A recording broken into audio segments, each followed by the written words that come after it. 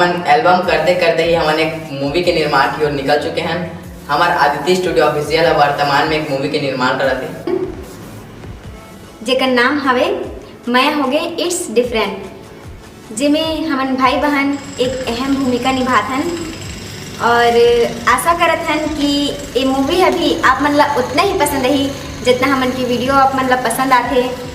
और आप मन से इतना कहना चाहता हूँ कि जैसे हमन की वीडियो ला आप मन सपोर्ट करता इतना आगे बढ़ाता, वैसे ही हमन की मूवी ला भी आगे बढ़ाइया।